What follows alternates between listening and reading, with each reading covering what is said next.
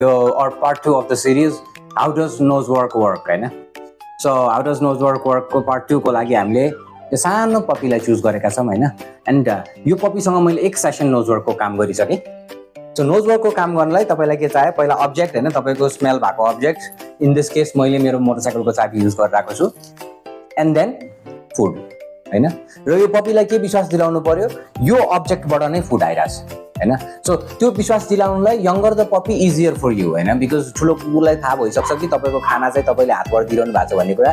उनीहरुको एक्सपिरियन्सले हैन, तपाईको हातलाई चाहिँ उले फुड सोर्स मानिसकेका हुन्छ पनि यो यङ पपीलाई चाहिँ फुड सोर्स जे पनि हो भनेर झुक्क्याउन एकदम सजिलो हुन्छ हैन. So let me show you हैन how it works.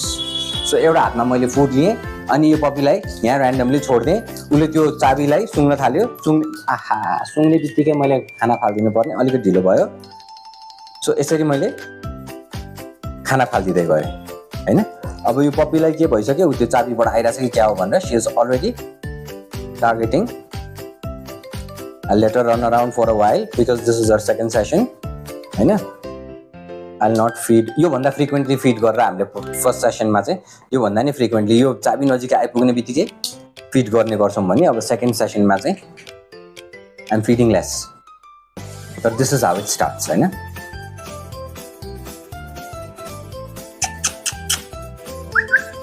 No puppy ran away हैन.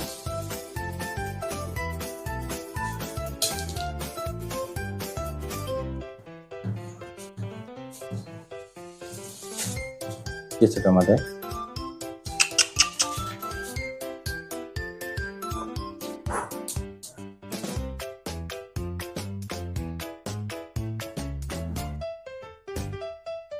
It's going everywhere.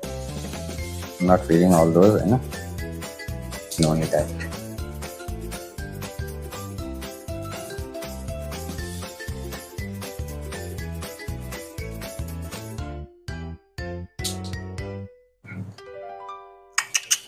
She's being distracted by the other dog.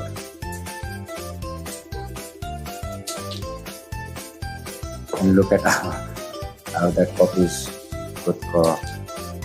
Good girl.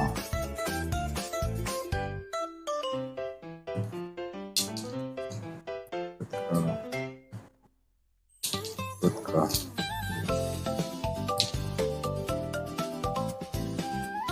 So your second session में यस्तो भइसक्यो हैन.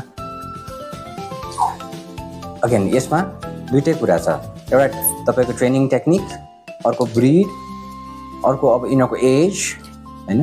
दुई तीनटा फ्याक्टरले गरेर यो सेकेन्ड सेसनमै यो पपी त्यति